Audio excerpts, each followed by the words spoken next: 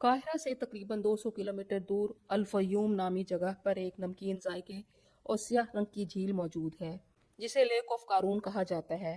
कहते हैं ये वो जगह है जहाँ कारून को ज़मीन के अंदर धंसा दिया गया। वहाँ एक कसरे कारून भी मौजूद है जो रोमन एम्पायर ने कारून की यादगार के तौर पर तामीर करवाया, जिसमें 100 कमरे और 3 फ्लोर्स हैं। यह यादगार है उस वाक़ये की जब कारून को उसके महल समेत ज़मीन में धंसा दिया गया। आज की वीडियो में हम बात करेंगे उस दौर की जब बनी इसराइल मिस्र में फ़िरौन की ग़ुलामी की ज़िंदगी गुजार रहे थे। उस वक्त बनी इसराइल में एक शख्स पैदा हुआ जिसका नाम कारून था। वो हज़रत मूसा अलैहिस्सलाम के हकीकी चचा का बेटा था, यानी आपका चचाजाद भाई था। मुफस्सिरीन और मौरख़ीन ने तारीख़ी रवायात की रोशनी में कारून के वालिद का नाम यसर बयान किया है। इब्तदा में कारून हज़रत मूसा अलैहिस्सलाम के बहुत करीब था और उनकी दावत पर ईमान ले आया। वो बहुत ज़हीन और इल्म दोस्त शख्स था।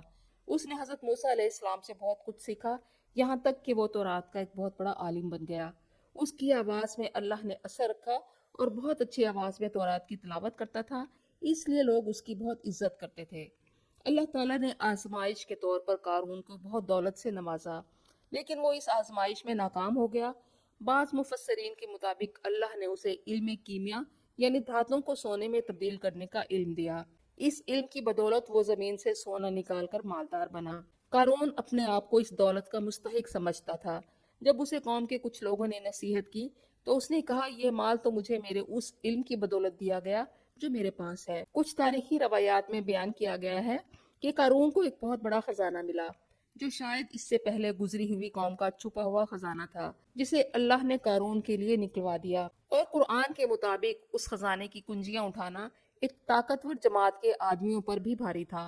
और बाज़ रवायात के मुताबिक उसे फिरौन के दरबार में खास मरकजी अहमियत हासिल थी। वो फिरौन का खजांची था और अपनी इस हैसियत का फायदा उठाकर उसने इस कदर दौलत इकट्ठी कर रखी थी कि ता कयामत उसका नाम ज़रबुल मिस्र बन गया।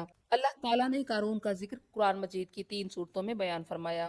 सूरतुल कसस में कारून की कहानी बहुत तफसील के साथ बयान की गई है, जबकि सूरत अल मोमिन और अल अनकबूत में उसका नाम फिरौन और हामान के साथ इस इशारे के तौर पर आया है कि ये तीनों हजरत मूसा अलैहिस्सलाम के दुश्मन थे। कारून के पास वसी और रईस महल, कीमती जेवरात और नायाब साजो सामान था। दौलत ने कारून के दिल में गरूर और तकब्बुर पैदा कर दिया। वो ये भूल गया कि उसे ये सब कुछ अल्लाह की तरफ से एक आजमाइश के तौर पर मिला है। उसने खुद को बरतर समझना शुरू कर दिया और हजरत मूसा अलैहिस्सलाम की अताअत तर्क कर दी। कारून क्योंकि हजरत मूसा अलैहिस्सलाम का चचाजाद भाई था और जब अल्लाह ने हजरत मूसा अलैहिस्सलाम को नबूवत अता फरमाई तो कारून के दिल में हसद पैदा हुआ। वो ये बर्दाश्त नहीं कर सकता था कि क़यादत और नबूवत मूसा के पास हो और दौलत उसके पास। अपनी इस दौलत के गुरूर में वो ये समझता था कि मूसा की बात मानना उसकी शान के खिलाफ है। सूरत अल कसस के मुताबिक वो अपनी कौम बनी इसराइल को हकीर समझता था और ज़मीन में फसाद फैलाता था।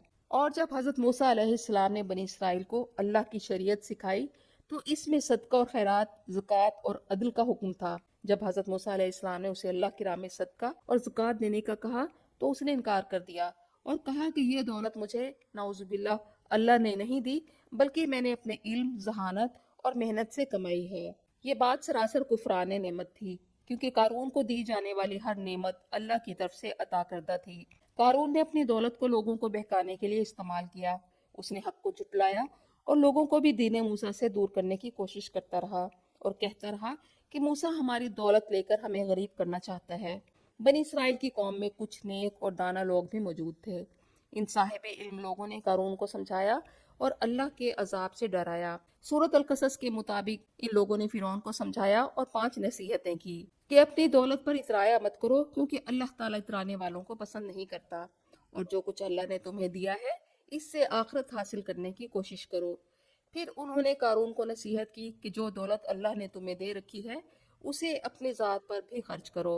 और चौथी नसीहत की कि अल्लाह ने तुम्हें दौलत दी है तो ये अल्लाह का तुम्हारी ज़ात पर बहुत बड़ा एहसान है, लिहाजा तुम भी दूसरों पर एहसान करो, गरीबों, मस्कीनों और मोहताजों की मदद करो और ज़मीन में फसाद मत फैलाओ, क्योंकि अल्लाह ताला फसाद फैलाने वालों को पसंद नहीं फरमाता। लेकिन कारून ने उनकी बात ना मानी और हज़रत मूसा अलैहिस्सलाम के खिलाफ बदतरीन साजिश तैयार की ताकि आपकी इज्जत और सच्चाई को नुकसान पहुंचाने के लिए फितना खड़ा किया जा सके।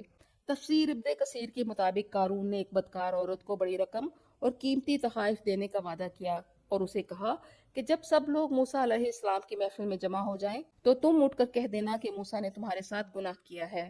جب حضرت موسیٰ علیہ السلام بنی اسرائیل کے سامنے واعظ و نصیحت فرما رہے تھے تو قارون کے اشارے پر وہ عورت کھڑی ہوئی اور جھوٹ بولنے کی کوشش کی کہ موسیٰ علیہ السلام نے اس کے ساتھ بدکاری کی ہے، لیکن اللہ نے اس عورت کے دل کو بدل دیا اور اس نے مجمع کے سامنے سچ کہہ دیا کہ اسے قارون نے رشوت دے کر موسیٰ علیہ السلام پر الزام لگانے کا کہا تھا۔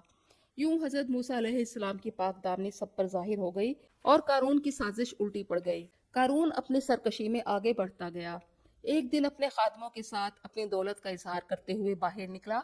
اس کی شان و شوکت دیکھ کر جو لوگ دنیا کی زندگی کے طلبگار تھے اس کی خوش نصیبی کی تعریف کرنے لگے اور کہنے لگے کہ کاش ہمارے پاس بھی یہ دولت اور جاہ و جلال ہوتا جو کہ قارون کے پاس ہے۔ بنی اسرائیل کے چند اہل علم لوگوں نے قارون کی دولت اور شان و شوکت سے متاثر ہونے والے لوگوں کو سمجھاتے ہوئے کہا کہ تم پر افسوس ہے، اگر تم ایمان اور عمل صالح کی شرائط پر پورے اترو گے تو اللہ تعالیٰ تمہیں دنیا اور آخرت میں جن نعمتوں سے نوازے گا وہ اس سے کہیں بڑھ کر ہوں گی، اور آخرت کا اجر و ثواب صرف ان لوگوں کو ملے گا جنہوں نے اس دنیا میں صبر کیا اور قناعت اختیار کی۔ جب قارون کی سرکشی اور ناشکری حد سے بڑھ گئی تو اللہ تعالیٰ نے زمین کو حکم دیا کہ وہ قارون کو اس کے گھر، دولت اور ساز و سامان سمیت زمین میں دھنسا دے۔ سورۃ القصص کی آیت نمبر 81 میں ارشاد ہوا، اور پھر ہم نے اسے اور اس کے گھر کو زمین میں دھنسا دیا، پھر نہ اس کے لیے کوئی گروہ تھا جو اسے اللہ کے عذاب سے بچاتا اور نہ ہی وہ خود اپنی حفاظت کر سکا۔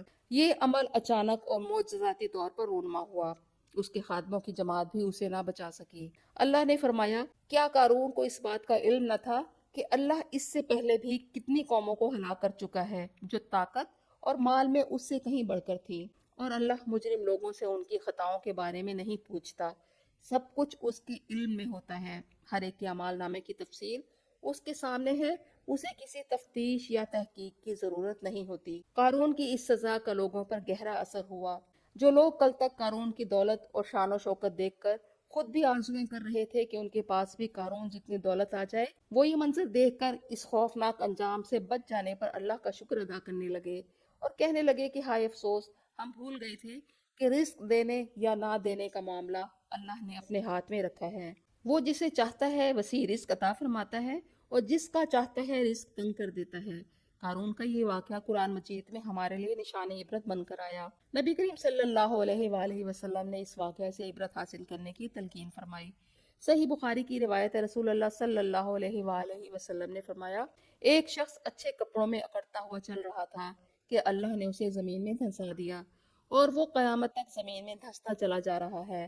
علماء کرام کے مطابق یہ قارون ہی تھا جو عذاب الہی کا شکار ہوا۔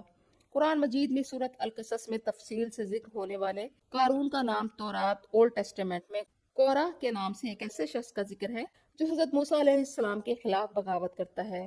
وہ لاوی خاندان سے تعلق رکھتا ہے جس کے ذمہ ہیکل کی خدمت کرنا تھی، لیکن جب اس نے حضرت موسیٰ اور حضرت ہارون علیہ السلام کے خلاف بغاوت کی تو زمین نے اپنا منہ کھولا اور ان کے گھروں اور سامان کو نگل لیا۔ قارون کی سزا اس کے تکبر اور ناشکری کی وجہ سے تھی۔ دولت، طاقت اور علم در حقیقت اللہ کی عطا کردہ ہیں۔ اللہ کے دیے ہوئے مال کو اللہ کے راستے میں اور اللہ کے بندوں پر خرچ کرنا چاہیے، نہ کہ اسے غرور اور تکبر کا ذریعہ بنانا چاہیے، کیونکہ دنیا کا ساز و سامان فانی اور عارضی ہے اور اصل کامیابی آخرت کی کامیابی ہے۔